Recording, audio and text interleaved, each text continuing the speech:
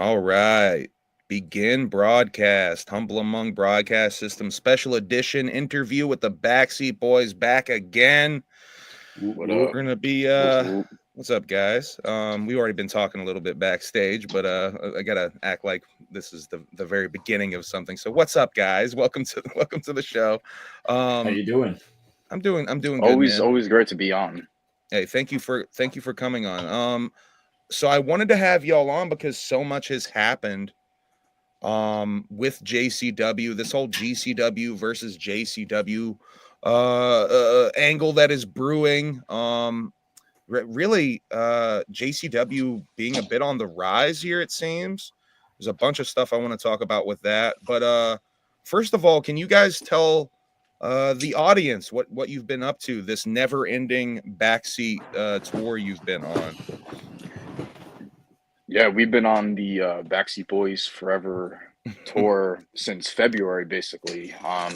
Starting out in Philly for Spell Wrestling, and then since then it's just been a constant grind and move, week by week. Whether it was being out in the Midwest for 2 weeks in Detroit, and then doing just a few shots out there. One of them actually being out in Louisville for Grindhouse for Too Tough Tony. The Backseat Boys Forever tour has just been a nonstop grind, literally since February, and it actually just ended over this last weekend at GCW, America's Most Wanted. That was the very close to it. So much happening in between. The West Coast tour that JCW just had in the beginning of March. Being out in Vegas, Tucson, Arizona, Albuquerque, New Mexico, it's taking us all over, and it's been a great tour, but onto, something new. Mm-hmm. Now that March tour is supposed to be what is it? The Vegas show is supposed to be one of the highest drawing JCW house shows or house draws in like 10 years or something. I believe Did I hear that correctly? I believe it was Albuquerque, New Mexico was actually the Albuquerque one was the highest drawing JCW house that was reported, which is huge because that's a big deal. It's not only is it a big deal, but the West Coast dates in their entirety were proof that exactly what you said was true, was that JCW is finally resonating and permeating on its own level to where you could promote Juggalo Championship Wrestling and not necessarily promote the Insane Clown Posse, but know that you're going to see some circus Juggalo shit going on. And if there's enough of an audience for it, maybe some will pull up, some won't, depending on the weather, depending on circumstances, depending on everything. The West Coast, we were showed love infinitely and especially in Albuquerque, but shouts out to all the towns, shouts out to Vegas, shouts out to Tucson, Arizona, shouts out to Albuquerque. Yeah. Those are all amazing crowds, electric, and those were most certainly clown towns for sure. Mm-hmm. You know what I'm saying? I give a quick shouts out to Strange Suspicion in the chat. What up, fam? Hey, Strange Suspicion. But again, going back to the Backseat Boys Forever tour, it was basically just making the most out of everything that we had coming up, and just really trying our best to just promote it and making sure that our fans and the Juggalos and Juggalettes and just everyone was just aware of what we were doing. And I feel like that's just so important. If you're a brand, if you're a wrestler, whatever that might be, it's like whatever you have coming up, you just got to promote it. Mm-hmm. And now, well, I was going to say it switched up from the Backseatz Forever tour to now it's the Backseatz Do America tour. Yeah, that was the Beavis and Butthead style poster. So that's going to be everything moving forward, coming up in April, May, and it's just going to keep going until something new hits the fan. We have all these types of different ideas, but whatever we're doing, we're just going to make the most of, and most importantly, have fun with it. Yeah. So the Backseatz are going to be doing America. And first on the Do America tour, we can talk about this, is the JCW Las Vegas. I meant to add this poster, and for some I reason got it you. totally just There we go. There we go. The JCW Las Vegas free JCW Lunacy show at midnight, April 19th. Now this is a big deal. I've been trying to find this poster. Thank you for sending this to me, by the way, because No I heard problem. Shaggy talking about it on the Shaggy show. Shaggy and Manny were talking about it, and I'm like, that's right. I did see that posted. Is that still a thing? But I couldn't find the damn poster. So this is a real thing. The JCW is doing their own show Yeah. at WrestleMania weekend. So At the Nerd Bar. yeah, this is a fucking big deal. I'm excited for this. Excited to see what the reaction is to this actually. Any And you could speculation on any special guests that might be coming out for this, or I mean, yeah, being that, you know, the whole entire wrestling universe is going to be, you know, one spot for a whole week. I mean, you never know who's going to show up, especially at JCW Lunacy. I don't know if we can disclose too much info, but it's definitely going to be something unique itself. Just the fact that there's info that you can't disclose. Like, you know. Yeah. There's, I mean, it's JCW Lunacy. It's WrestleMania week. I mean, put that together, and you don't know what's going to happen, but it's going to be fucking awesome. That's for sure. I'll guarantee you this: the people you are seeing up top will most definitively be there. I do want to. Morton will be there. Ricky Morton and will Kerry, be there. Unfortunately, too. That's unfortunately, Kerry. You know, real quick, I just want to peel back the curtain. I want to just send my best wishes out to the entitled Juggalo, Caleb Conley. He's dealing with some real, you know, health issues currently at the moment. Oh shit! And positive right now, Caleb. Yeah, just I don't want to blow his business out, but you know, that's been a homie that's been literally a day one homie, you know, in wrestling. You know, literally saw him at my very own high school wrestle with my brother, you know, for the first time at the second ever wrestling show we attended. So you know, and we can get into this later, you know, as far as the JCW behind the scenes stuff, you know, Caleb is there, you know, in that office working behind the scenes. So the fact that, you know, we got a soldier that's dealing with some health shit right now. If everyone can sort of just put their positivity and their good vibes into that, you know, if everybody could send positive vibes out to Caleb, that would be appreciated. Yeah. But back to the positive speculation, Tommy and JP, the Backseatz will be in the hat for, you know, for the Vegas shot. Yes. The Chocolate Juggalo Willie Mack will be there. Both Neon Blondes, Facade and Danny Moe will be there. Hey, both of them Mortons. Yep. And full disclosure, there will be the special after party performance by the Duke himself, Violent J. There you go. Yeah, that's going to be lit. And that's a free show, y'all. That's a free show. I mean, it's going to be after night one of WrestleMania. So all of y'all that complain about ICP tickets being so damn expensive, that's a free Violent J show. That's a free JCW show. That's a free show, period. And fucking Violent J show. Stop complaining. Seriously, all you got to do is get your ass to Vegas, okay? Yeah, all of you people that are just like, book me. I'm inviting you to pull up to a free motherfucking show in Las Vegas. Hey, from what I'm hearing, they're going to have to give away WrestleMania tickets, but that's purely speculation as well. So, they got to put asses in the seats. There's going to be fucking tunnel people in them seats, yo. It's going to be fucking wild in that mania. It's going to be crazy mania. What's the opposite of a scalper? Somebody who you know, just like hands them out. Yeah, just handing out tickets. They're going to go down to the fucking the tunnels under Vegas and give them away. Let's see. Let's talk a little bit about. You mentioned it. What up, Nacho Man? Talking about Caleb.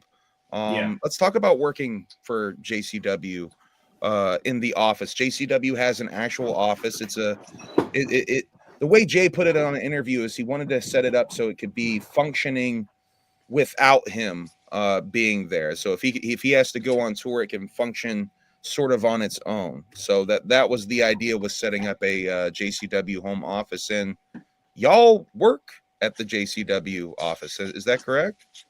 So basically, since the gathering, you know, we've been working full time pretty much for psychopathic. Doing That's so everything rad. from doing everything from maintaining JCW on all social media platforms, doing exactly what we're doing right now, which is just constantly promoting, constantly talking about it.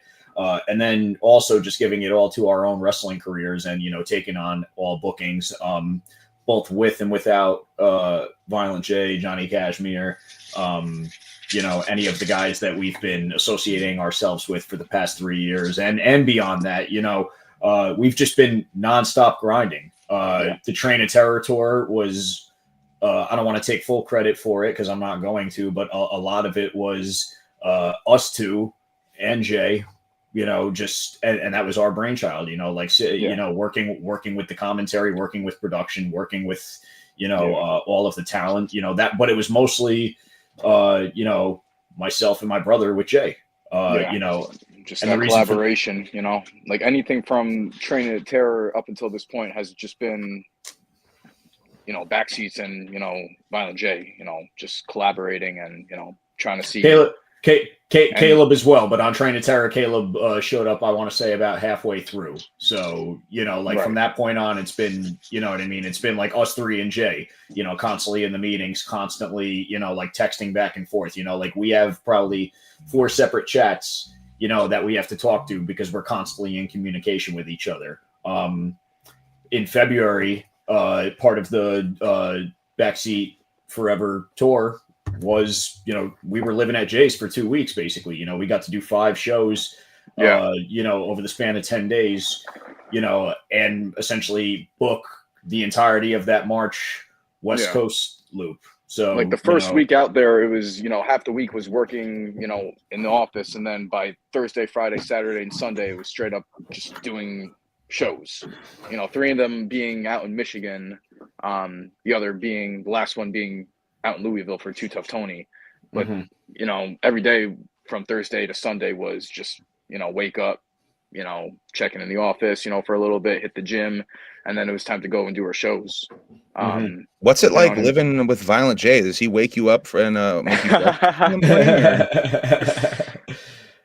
Oh man, living with the Duke is fun, man. He's a completely laid back, cool dude who just loves to watch YouTube and loves to watch Bigfoot stuff all day. I've been officially put onto Bigfoot, and attended Bigfoot seminars under the Violent J. Yes. Yeah. Also, check out this Wednesday. The Bruce Brothers podcast is actually going to be doing an episode on Sasquatch and Bigfoot with Ruby. That was just that's crazy. That's gonna be pretty I'm dope. hella looking forward to that. Yeah, I didn't know Ruby was into the Bigfoot shit. That's gonna be fucking. It's gonna be interesting. Yeah, we got to so much. We love hanging out with Jay. We get to watch wrestling. We get to talk wrestling. So much. He tells stories. So many stories we've gotten to hear about. Like time on the road. And just stuff they've seen and just, in and out of ICP, like some wrestling stuff and then just some music stuff. And then, I'm sure you guys have seen the TikToks, like Sarah loves her, TikTok videos with the Fago recipes and full disclosure, those are always a blast. I love anything she, cooks up for us or, concocts up and, it's, I got nothing but love for Violent J, man. If that's not evidented by everything, man, but it has been full time. You know what I'm saying? And in order for this machine to keep growing, it has to be, Jay saw that we had a vision, or that we had a passion, which was able to align with his vision. And, it sort of just fell in our lap. We never went seeking. We never, asked for one booking for one we just literally just hit him up on some like, hey, and everything else was just, hey, can you guys come and do this? Yeah. And everything has been a blessing and a gift. And we're just, we got nothing but love and appreciation for Carnival Provides type beat. But I do want to go back and circle around again. See, he didn't make you a Joe Bowl or anything. No, but Man, we be eating good every day. But I was put onto the slot bowl. I did witness the Wait, slot bowl. What's the slot bowl? You gotta have to The drop knowledge on that. Is it the Joe Bowl? He did do the Joe Bowl. It's similar to the Joe Bowl. What's the slot bowl? Come on. It's basically, I mean, it's like gruel, you know what I mean? It's like It's you just gruel. put in like a whole bunch Gruel? of, yeah, I mean, like mashed potatoes, you know, some gravy, you know. Okay. So like one of those KFC bowls or something. Yes. Like yes. exactly, you know. Okay. Yeah. Yeah. I think one night we just ordered food, and then he came out and was like, "This is my slop bowl," and just made the slop. And he goes, "Every night I make this slop." It's some good shit, yeah. though. It's some- It yo, was. hey, I was listen, put onto it. don't knock it till you try it. Don't knock it till you Hey, try I still it. want to try a Joe Bowl. Now I got to try a slot bowl. Yeah, man. Man that's knows good. how to eat. Yes. So let's so working at the JCW office, obviously I think the Train of Terror tour built a lot of momentum. Because I literally was I was doing daily wrap-ups of that shit. So I was following it super closely, even not being on the tour. But I feel like I felt appreciate, man. Yeah, well, thank you for the idea. That was your idea, Tommy. I felt the momentum growing just covering it that closely, like just watching it. Just watching it from home, I could feel it. Yeah. I have to imagine with the momentum continuing on some of these mini tours, the momentum continuing in May or in April, with the Hella Pain and Diamond Rain tour that's about to go down. Mm-hmm. With y'all being in Pro Wrestling Illustrated, there's an ad for JCW in Pro Wrestling Illustrated, and I hear y'all will be in the rankings the next issue. Purely speculation type beat. That's a lot of momentum. That's a lot of momentum that is carrying forward with JCW. I'm really curious where it's going to lead. I think that once again, I think this show is going to be a big part of it. I really think that this show will be a big part of it. Let's see. Do you guys want to talk about dropping the JCW titles a little bit? And yeah. I mean, you know what they say, nothing lasts forever. I mean, it was a great run, but best believe, I mean, you're gonna see us put those titles back around our waist. You know, it's one of those things. It's like, again, Brothers of Funstruction, they had, the upper hand. I mean, they had a whole bunch of tricks up their sleeves. Well, before that even went down, it was the staleness that went down with Carino and Mercer, and then having to fight our way to get back to the Brothers of Funstruction. Yeah. But y'all were eyeing up. I was telling this to Tommy. Y'all were eyeing up the Brothers of Funstruction even before, like on that first night of the Juggalo weekend. Y'all were eyeing them up a little bit.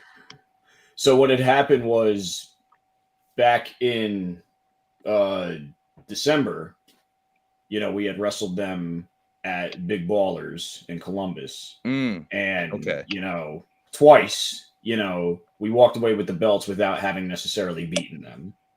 So they've been a thorn in our side. You were still kind of looking at them as a bit of a threat, though, huh? That's kind of what it was. And maybe that sort of jinxed us in a sense where, yes, we were the champions, but a lot of people, it seemed, started looking at us as paper champions. You know what I'm saying? A lot of people started to, disregard the hard work that we had been doing as champions, that we were taking the belts and we were defending them everywhere. You know what I mean? That we were walking out to places like the ECW arena with those belts, that we were, carrying them everywhere we went, whether it was, Hammerstein Ballroom. Yeah. Yeah. You know what I'm saying? So shit, a lot of you guys people want to talk about the Hammerstein show a little bit too? I didn't even fucking have that in my notes. I mean, we'll definitely go back. Let's keep talking about like dropping the belts. And let me we'll go back. hold on a second. We'll talk because we'll talk more about GCW Yeah. On another topic. Yeah. Yeah, well, But I'm while- putting a little head here. Yeah. Sorry about that. No, you're good. You're Yeah, good. But we'll go back to that. But that was a dope experience. We'll definitely go back to that. But nonetheless, it's like we had a mission when we won those belts.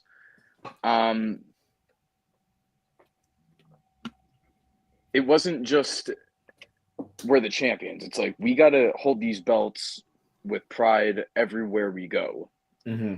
And represent the company, represent Psychopathic, represent the Hatchet, and more importantly, live up to the Backseat Boys legacy and pick up from where they left off. Like Trent Acid's last match ever was in JCW. Right. So, yeah.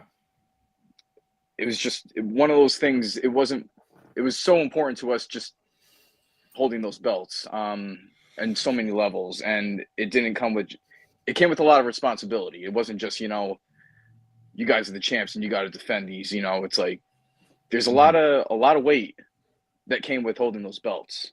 You're carrying more than just the championship. You're carrying on the legacy type beat. It was the legacy, the responsibility, the expectation, and even just from a logical production standpoint, a lot of those matches were taped. You know what I mean? We won those belts in June, but that match wasn't even aired until I think right before we went on tour in October. So all of the work that we were doing, as the champions, carrying them around, that was stuff that was being either streamed elsewhere outside of JCW or it was being aired, through Trip TV by us. You know what I'm saying? Like on our own. So, you know what I mean? Like we were carrying that chip on our shoulder, rightfully so and willingly, because, no matter what we did, every comment that we ever saw was, man, those belts belong on the Brothers of Funstruction, or it was bullshit, how the Brothers of Funstruction haven't even been given a rematch or whatever. And we were telling a story, you know what I'm saying? And even after we had wrestled the Brothers of Funstruction, people felt like, they should be the champions. They should be the champions, So to lose them, even before losing them, it's like, we had that chip on our shoulder. It's like, okay, don't think we haven't forgotten. You know what I'm saying? Mm-hmm. It was almost like, we're the champions, but people were stuck on the fact that not only did they never earn a shot back at those belts, but that we had never beaten them. Yeah. That stuff gets to, it replays over and over again at night, when you're thinking about it, when you're putting these posts up, when you're, thinking about, damn, I got no money in the bank and whatnot, but, I'm going to keep doing this wrestling thing and whatnot. And then, people just, man, those belts belong on Yabo and Ruffo. Yeah.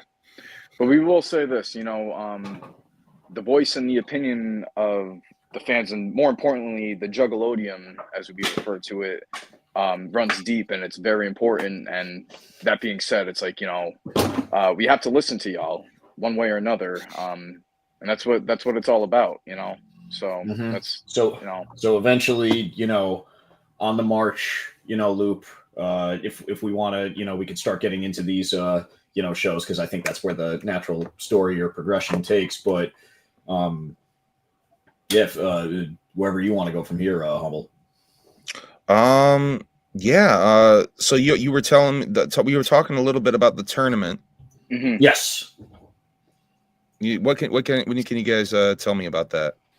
So it was originally designed as a way for the titles. The titles had to be vacated because when Shane Mercer and Colby Carino beat us, Shane Mercer was not being paid by JCW. He was being paid by, whoever was hiring him, behind the scenes, which is why you could see him get paid. Shane don't wrestle until Shane gets paid. So irregardless of the fact that he had the belts, Violent J decided to vacate the titles so that everyone got a fair shot. Yep. Which, fine. Your company, you're the boss. I play by the rules. A title tournament bracket was set up, which involved the Backseat Boys, the Brothers of Funstruction, Sky High. I'm sorry, not Sky High. The Mariachi Mortons. No, not the Mortons. The Mariachis. And then it was a team called the Smoke Signals.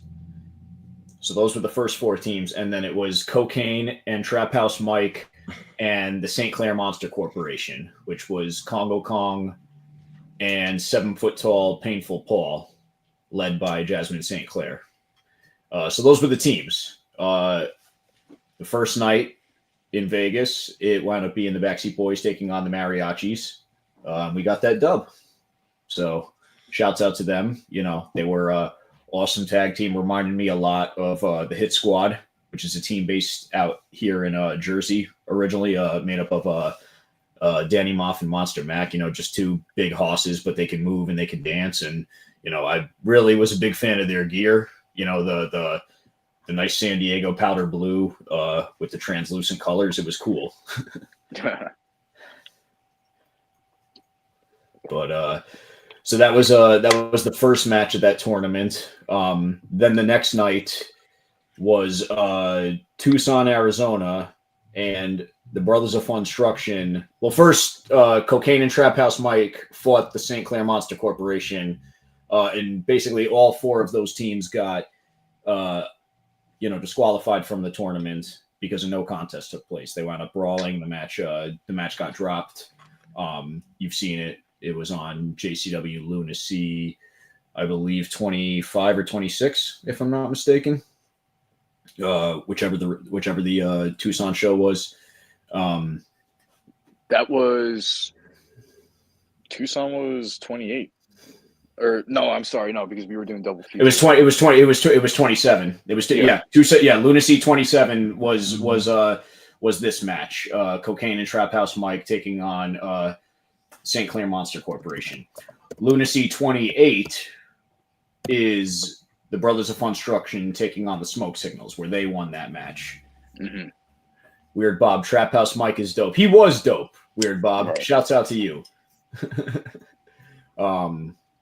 But this would all come to close because JCW Lunacy 29 would be the finals of the tournament, which took place in Albuquerque, New Mexico.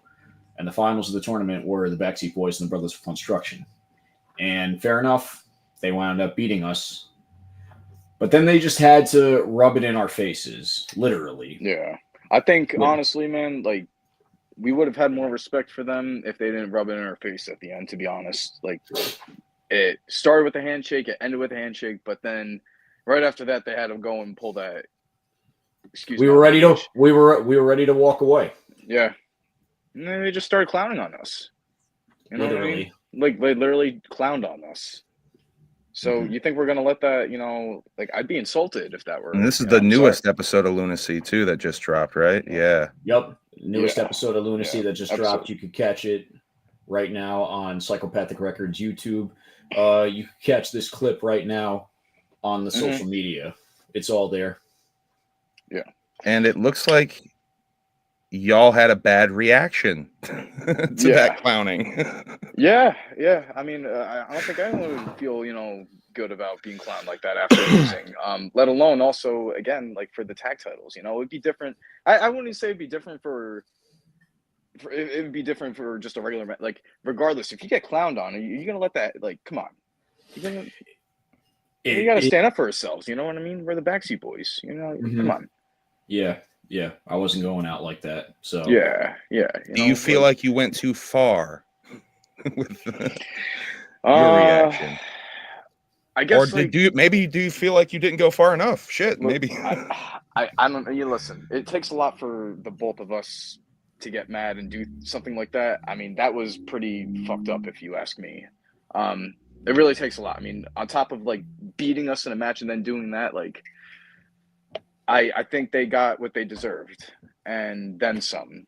Maybe they could have received a little bit more, but save that for another night.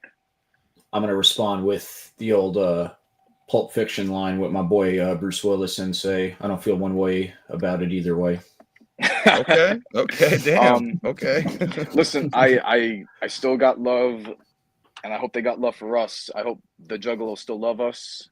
I know the fans in Albuquerque were pretty pissed and disappointed, but I'm reaching out to the Y'all were like Juggalodeum right flipping off now. the crowd and shit. Yeah, I know. They were Listen, saying we suck dick, man. You know, yeah, look, like that was rude as hell. We reacted to that certain audience, right? But I would like to hope if anyone's out there listening and watching right now, like, I hope You West all Coast y'all, juggalos are rough, man.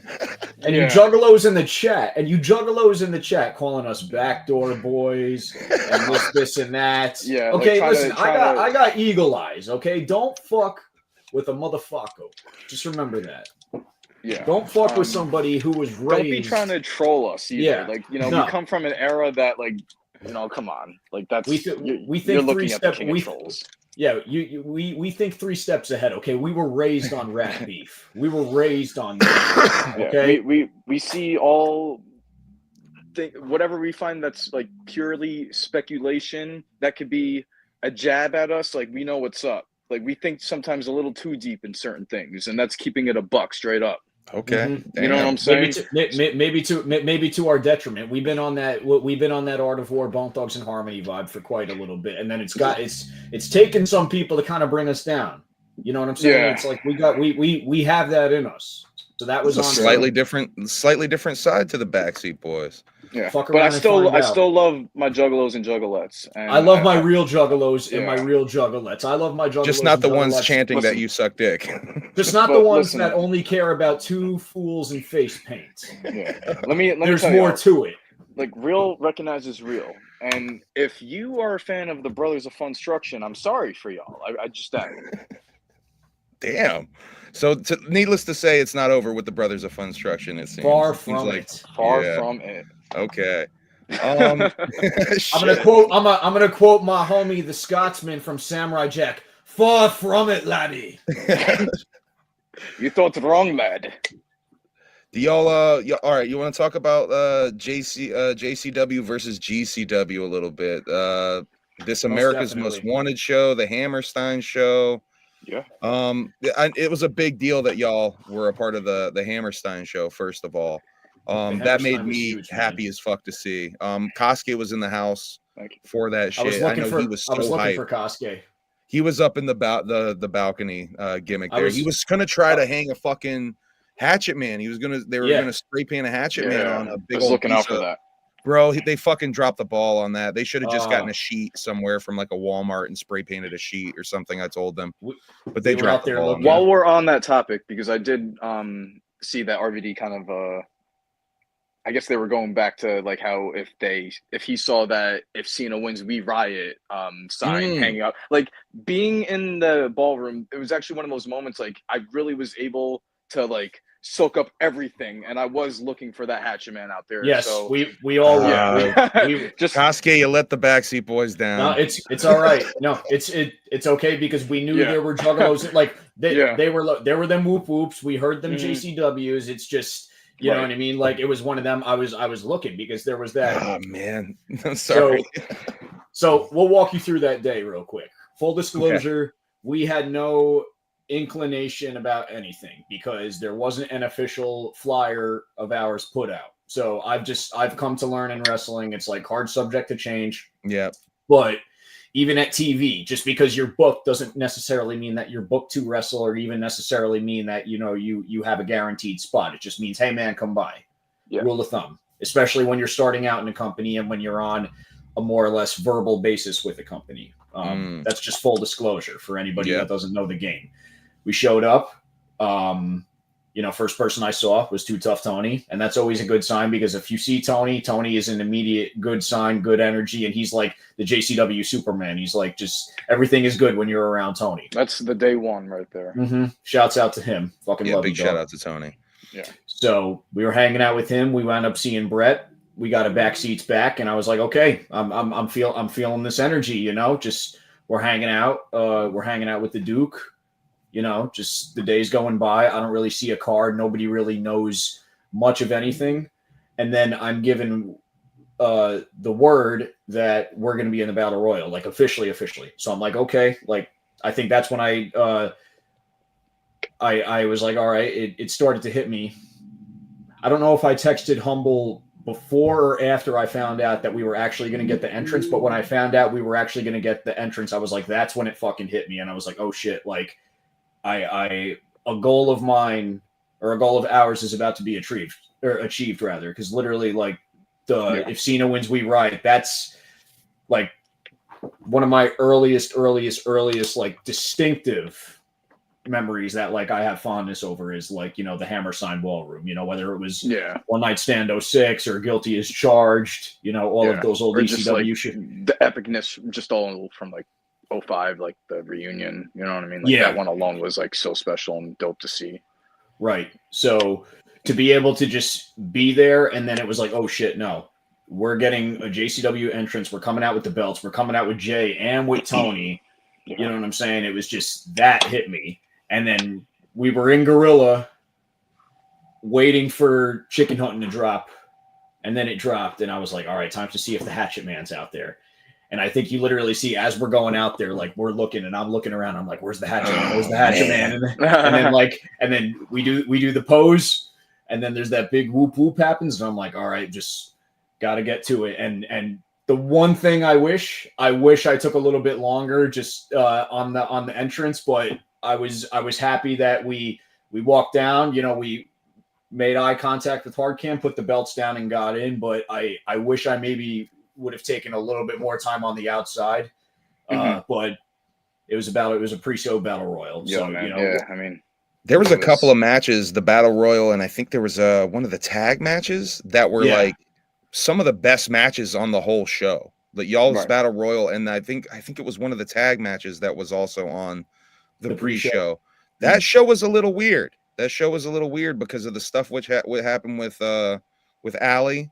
Really kind of fucked up the momentum and like the commission. Energy. It was like it wasn't the same for a little while after that. It kind of got its bearings again as it went along, but it really fucked it up for a second there. Props to Kerry Morton for killing time with his goofy ass antics while they were waiting to resolve that situation. Because he definitely helped out with making it at least somewhat entertaining while what was going on was having to go on, because that was a whole complicated other thing. Anyway, let's talk about America's Most Wanted. What a show. So y'all had basically a JCW exhibition match on the show. Now, let's see. Let me get my notes up here. Also,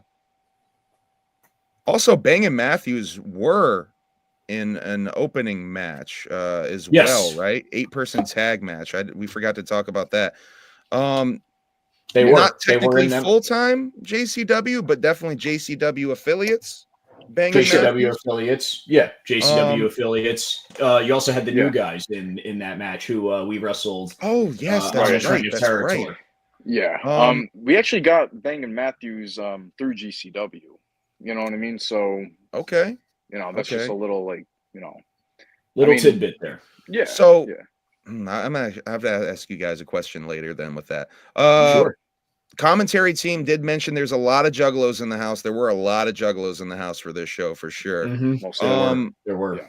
Oh yeah. The whoopiest of whoops at Pop's nightclub tonight. That's one of the quotes from one of the announcers. JCW Lunacy ad was played.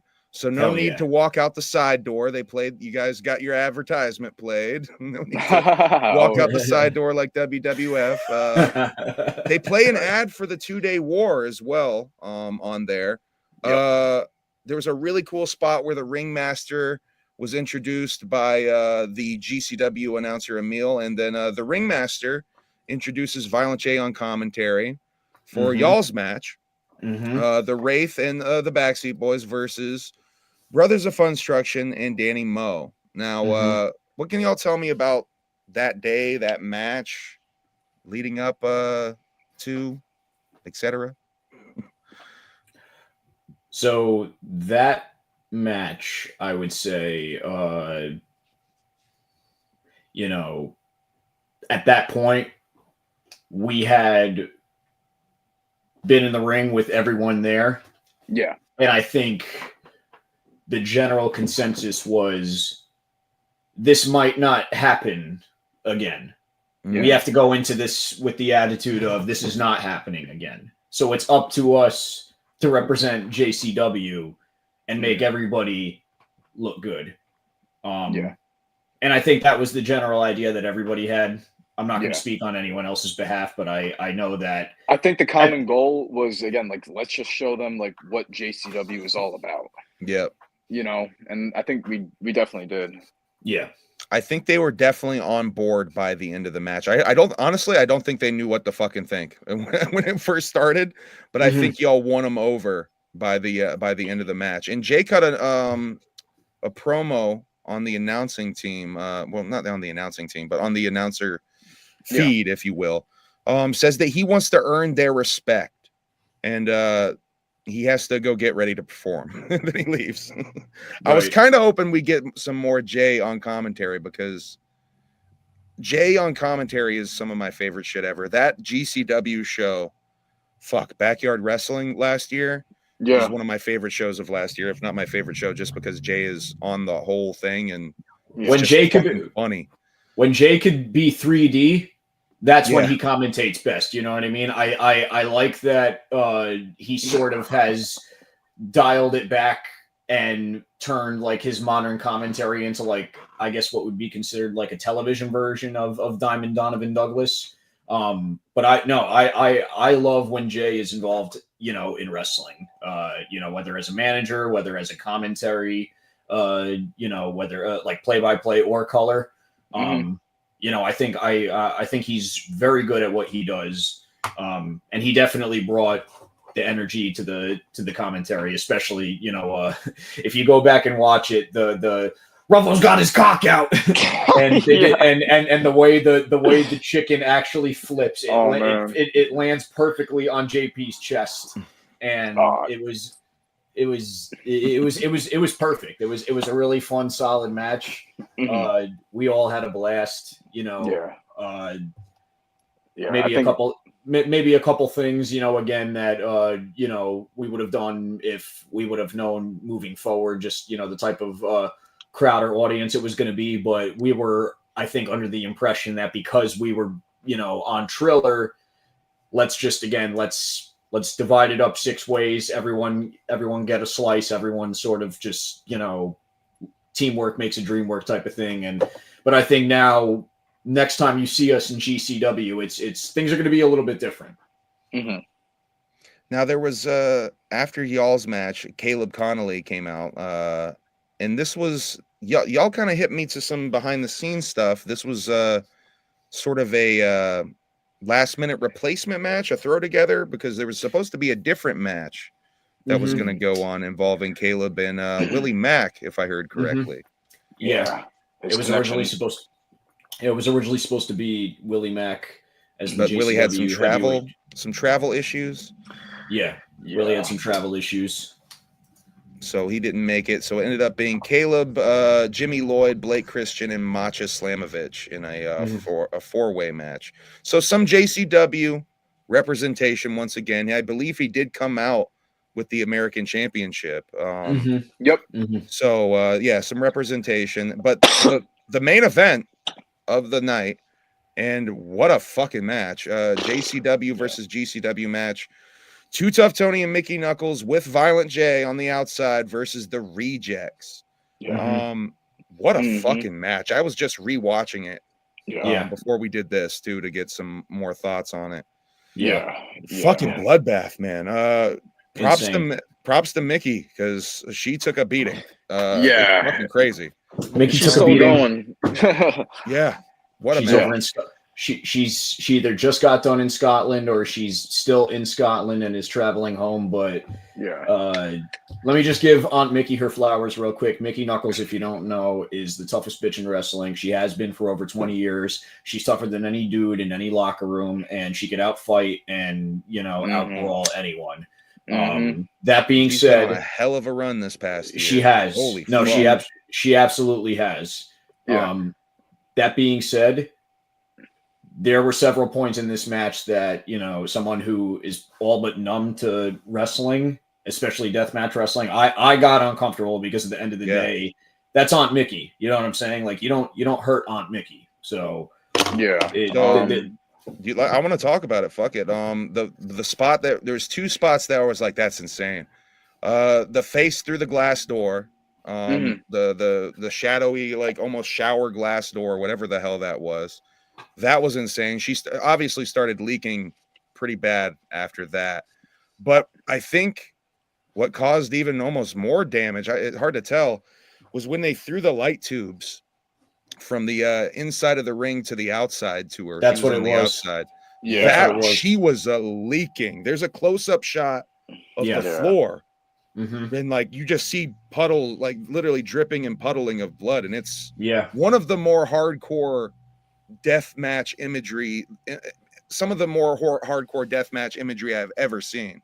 Fucking brutal. Yeah, intense. I was kind of scary. Kind of scary. We were watching that like, outside because outside meaning like we were like right outside the ring watching that because Jay was out there and Tony was out there and Mickey was out there and the ringmaster was out there. Ringmaster got hit with light tubes. He got hit with light tubes right away. So we were kind of just, it's an unwritten rule. If you got your friends wrestling in the main event and it's hardcore, just keep an eye peeled. That's it. And and again, that it's like being a soldier on the battlefield. It's like that, like she just took an ass whooping, and that was Too Tough Tony's last ever death match. And it's like, oh, was it really? I didn't know that. Yep. Yeah. Holy fuck. That's kind of a really big deal. Right. So that's another huge factor into this match is that like this was Too Tough Tony's last ever death match. Wow. You know what I mean? So just to be in the house for that just alone was that's legendary shit. Yeah. That's quite the match then. That's a legendary ass match then. Fuck. Yeah. Now even Jay got involved with the damn light tubes. Yeah. And sort of got the win with taking them away from was it Murdoch, I believe? Yes. Yeah, he hit Murdoch over the head with a bunch of light tubes, and then Tony got the meteorite for the win. But yeah, Mickey's just bleeding so much. That was so fucking scary. Now Insane. The disrespect. I want to do some speculation because I got to ask you guys what happened first of all. But I want to speculate a little bit before we get to that. Jay goes to the rejects to simply have a nice sportsman-like handshake at the end of the match, right? On just some respect shit. And they basically grab their crotch and flip Violent J off on some fuck you shit. Now, with that hitting the ringmaster with the light tubes, did that feed into what happened during Jay's performance? Is that part of it? What happened during Jay's performance? I think it would be. I should just ask that. Well, what happened on Jay's performance was, simple. The Violent J, the Duke, and the ringmaster, they were doing a set, for the Juggalos. They had brought all of us on stage towards the very end, and everyone was having a good time. That, like you said, there were a lot of Juggalos there. There were a lot of people there that came to see us, and I think that's what it was. I think that bothered. I think that I think that bothered the rejects. I think that bothered GCW. I think that bothered John Wayne Murdoch, who he calls himself the Duke of ultra violence. The Duke, John Wayne, and so many reasons, man. Wow. And if you noticed, he's got a wraith tattoo that's been carved up and whatnot. I didn't notice that. I did not know that. Yeah. So I think I think this is very much a pride thing. I think it's a pride thing. I think here's a company that, and most importantly, here's a competitor who has carried the independents on their back for the better part of the last 10 years, especially deathmatch wrestling. Make no mistake about it. GCW is the biggest deathmatch ultra-violent promotion worldwide today, just by absolute no defactor. But with that being said, JCW, They were there for JCW that night. They were there for Violent J that night. There was a lot of juggalos in the house that night. You definitely Mhm. looking. You can literally see a lot of painted faces, a lot of lazy and crazy, a You lot know, of yeah, Joker cards. the numbers don't lie. Yeah. They don't. They You don't. know what I mean? So Wow, I didn't even think of it in that aspect. That is interesting. So you think a little bit of jealousy was afoot, perhaps? Almost. I think it was that. I think it was that. And I think you know, the whole "this is our house, we're not going to shake your hand, you beat us" type of thing. I think that they wanted to let it be known that this isn't the last, or you're not going to pull a fast one on us. You know what I'm saying? Very interesting. What do you think that means for the relationship going forward with GCW and JCW? Well, you know what's gonna happen. I mean, It means war, right? Yeah, I mean, we're gonna have to settle this at the gathering of the Juggalos, you know. Yeah. And at this point, like we've both shot fire. You know what I mean? It's just a matter of time now. If you know, whoever's gonna make the first move before the gathering, you know, like whatever happens. We're gonna be ready if they decide to, you know, come on our side. You know, if they try to invade it, you know, JCW lunacy, we're gonna be ready for that. And if that happens, you think then that's a possibility? You think they would actually do something like that on some fucking Scott Hall and fucking Kevin Nash type shit? Wouldn't surprise me. At this point, man, we just got to, you know, keep our eyes, you know, peeled and be ready for it. And if that happens, fucking you know, now, I mean, it's not just the roster you're gonna have to deal with. I mean, you know how Juggalos are. I mean, you fuck with the Juggalo, you fuck. It's like we're family, right? That's what it is. Yeah. You know, I know how I knew it was really serious. Because by the way, I don't even know if I've properly described to the audience the clips that surfaced of the show afterwards. Of Violent J performing and the GCW wrestlers sort of coming out and brawling with y'all on stage while Violent J was performing, and then that bleeding over to some sort of confrontation outside afterwards. It looked like. Yeah. I knew it was really serious Yeah. when I saw that Atom was involved. I knew when I saw that Atom was involved, I knew this shit's crazy. This shit's crazy. Now they tried it. Yeah. They all tried it. They all tried it. You know, they all tried it, and it's like you're going out there and you're trying to start a fight with people who, by public domain, are labeled a gang. What'd you think was going to fucking happen? Purely speculation. Right. You're funny. So yeah, the 2-day war going down at the gathering. I know that's going to be a big deal. I really feel like we were talking a little bit before the show. I believe there's GCW fans I know for a fact that are pulling up to the gathering just for the wrestling. They're just for this show. I think that's a big deal. That the wrestling is in its own right, its own draw at the gathering this year. I think that speaks volumes for what y'all have been building, you know? Yeah.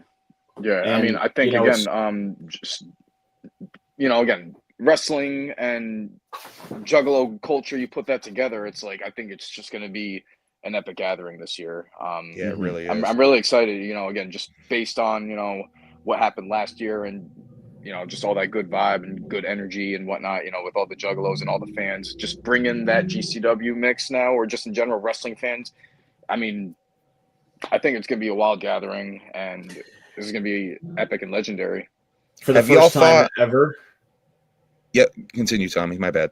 No, you're good. You're good. I was just going to say, for the first time ever, I think that wrestling is in contention for being the main draw at the gathering. And shit. Okay. And that's just purely based on the fact that, much like Rock versus Cena a year before, you've had an entire year to build to it. You know what I'm saying? And this is something that hasn't been like an overnight thing. It's not like they just woke up and decided to do it. No, this was announced literally at last year's gathering that next year they were going to go head to head.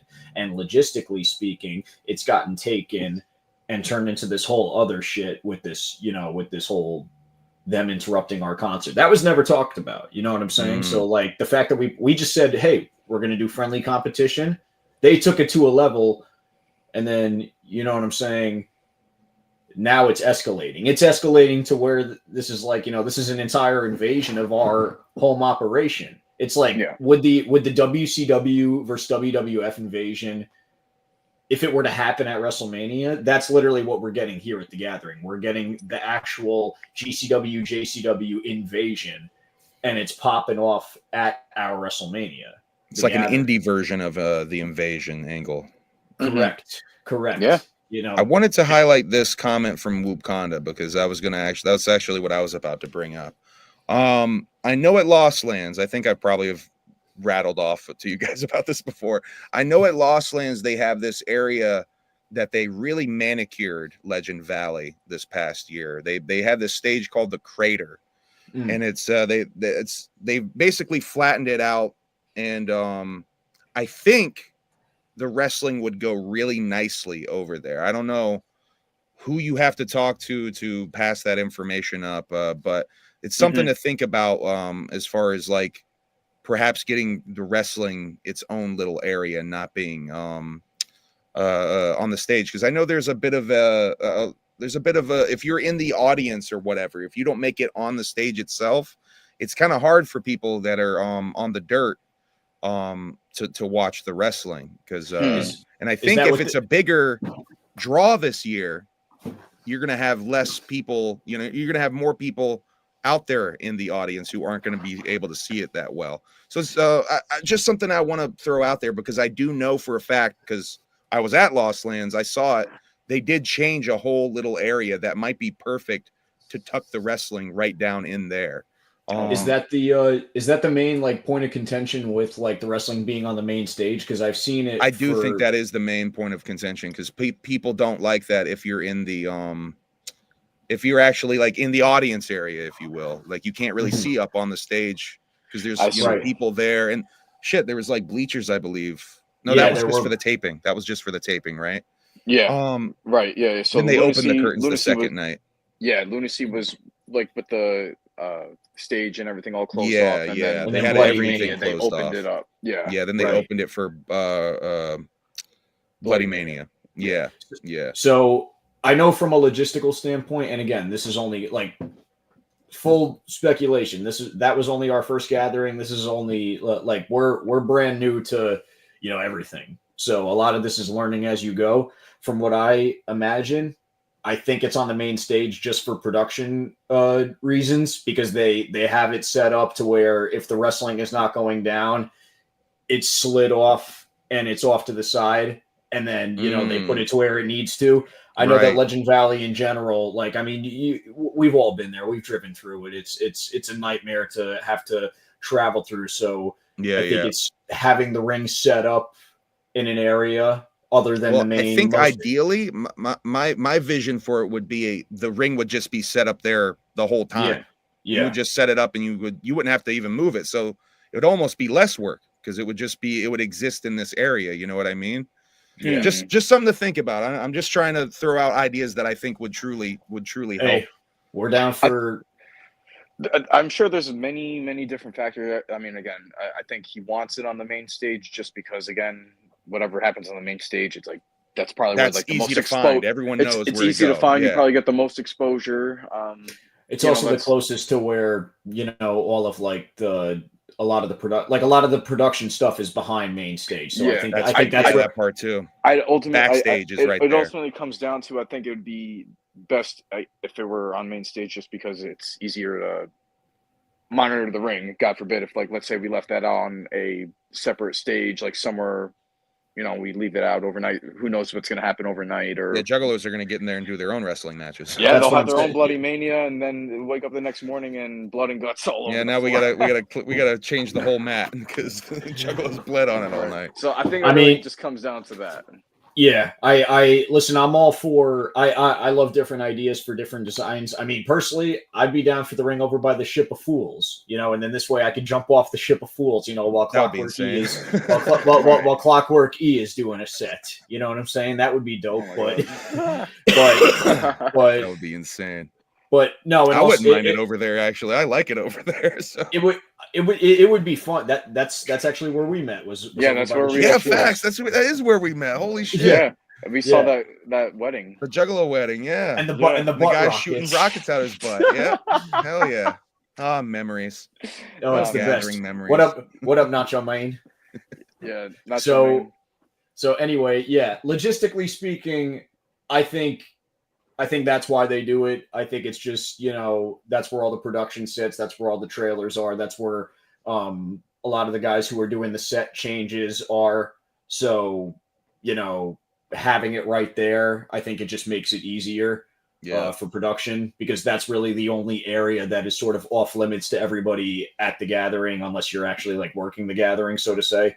And I think they do that mainly just because they want everyone to be able to go anywhere and not have to worry about shit happening to it or something like that. The last thing that something needs to happen is, God forbid, somebody's on something and they get in the ring on some fuck shit, and then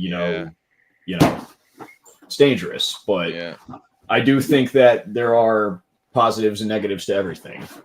That being said, I could see the bone with it being on the main stage if you can't get onto the main stage. I understand that. So with that being said, if there's anybody who logistically and realistically has any suggestions for accommodations at the gathering for the wrestling, take them up with the Backseatz, and we will pass along all of this information over to Psychopathic, because we want as many eyes on the wrestling as possible for this year's gathering. So, Because I truly do think it's going to be a large turnout for the wrestling. So Yeah, I think so too. Yeah, I mean, they're really, everything about the gathering this year, they're really trying to just make it's supposed to be legendary, yeah. So let's make everything about it legendary for real. Mm-hmm. Now, even before that, though, y'all are going on tour again in April. The Hella Pain and Diamond Rain tour going on in April. Another 4-day, little 4-day tour with Violent J and Ouija, I believe, performing after every night as well. Is that any of that going to be part of a pay-per-view of, what do they call it?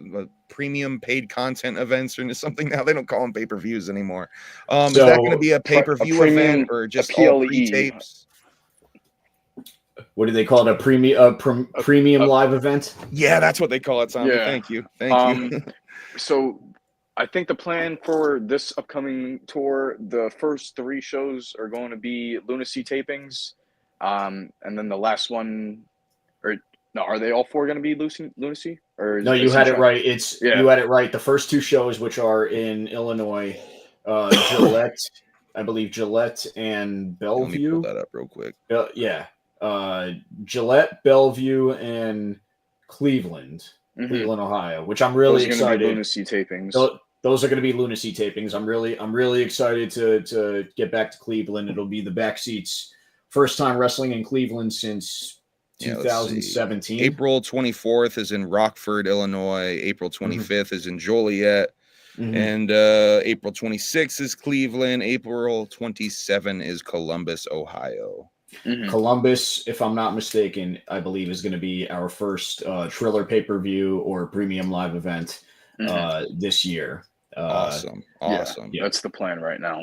Yeah. So, but I'm looking forward to all of these.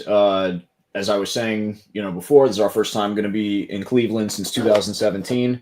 Got family in Cleveland, and got love for Cleveland. So I'm just really looking forward to, the 25th. I'm looking forward to all these shows, though. I love JCW. It's it really is a family. We really are a family, and the crowds, especially in the last couple of shows that we've been doing, have just been phenomenal, because whatever we've been doing is finally sticking. There it goes. There we go. Hell yeah. So these are the dates. There's the dates for the Hella Pain and Diamond Rain tour. What's up, baby? Emily just came home from work. What up, Emily? Happy birthday. Backseat boys say what up and happy birthday. Whoop whoop. Whoop whoop as well. Hell yeah. Yeah. Two scoops. So Hold on, I'm gonna go to the store. I'm gonna Okay. walk till he says. all right, baby. Love you. Love you. Okay. Let's see. Let's pull up. Actually, before we do that, let's talk about this show too. Mm-hmm. Oh, hell yeah. The return to JCW to ALW. Atomic Coming up Legacy in Wrestling. August. That's August, No, right? July. Or July. July. July. Yep. Mm-hmm. What can you Yeah. tell me about this show? So I mean, ALW, we wrestled there actually 2 days before GCW recently. We actually took on Inc., Shannon Moore and Jesse Neal for the ALW tag team titles, which were vacated. They Okay. actually caught that dub, but we nonetheless, challenged them. Yeah, we wanted to run it back. We basically after the match we cut a really serious and emotional promo. It was basically a full circle moment, being that we were fans of Shannon Moore growing up, and we expressed that to him, and then just on top of just with Violent J being with us and everything like that, it was just a huge moment for him as well. And you can actually catch us on YouTube. It's up there. We can The share promo? it. Yeah, the promo's up there. And it's basically just how much it meant for Shannon to walk out to, again, like chicken hunting in TNA, and just how like ICP shaped his whole life and career up. And it was just a full circle moment for all of us. And it was really special for everyone in that ring. And it just left Jay in shock and awe. But the bottom line was, I mean, we wanted to run it back, and I think, the fans want to see it too. So ALW is going to give everyone what they want. We're going to have, I mean, it's not been announced, but we're going to be running it back for those ALW titles, well, at the very least, the Backseat Boys and the Duke Violent J will be at Star Spangled Slammer 9, Sunday, July 27th, 2025. Card subject to change, though. always. I think I saw a comment asking if there were going to be if there was going to be wrestling on the ICP tour. Yeah, that's one of my last questions here. I wanted to ask you guys about the May ICP tour, not the farewell tour. Not the farewell tour. Not the farewell tour, I like to call it. Will there be any wrestling on that? Will JCW be part of that tour package? I guess you should say. I should say. Someone should say. JCW will, in fact, be part of the tour. I believe the plan is for every date that's been listed from South Carolina onward. Okay. So not listed here is their appearance in Columbus, Ohio on May 9th. I believe that's one of the festivals that they're doing. Like a bunch of these dates are the festival dates that they're doing. Or like festival adjacent dates. So the first couple of shows, Cleveland, Newport, Atlanta, Mobile, Dothan, Daytona, and yeah, those everything from the 12th to the 9th to the 18th is just going to be ICP. Everything from Spartanburg down to Liverpool, New York, that's going to be JCW as well. So everything after May 20th will have JCW. So everything after South Carolina will have JCW on it. Right. And the reason I think for that is because, like I said, a lot of these are festivals, so they just logistically don't have the venue requirements for JCW and whatnot. And, but the flip side to that is that you will be seeing your guys, the Backseat Boys, on tour with the Insane Clown Posse throughout the entirety of this tour, because we're going to be doing America with Jay and Too Dope in the backseat. This is part of the Do America tour. That's right, y'all. That's right. Doing it the right way. Right. That's exciting. Is. The last thing I have to talk about is you guys started a new YouTube show called Recap Bitch Slap. That's sort right. of a recap show of JCW events and content. When is that? Will there be more of that? When is that coming back? Yes, recap bitch slap.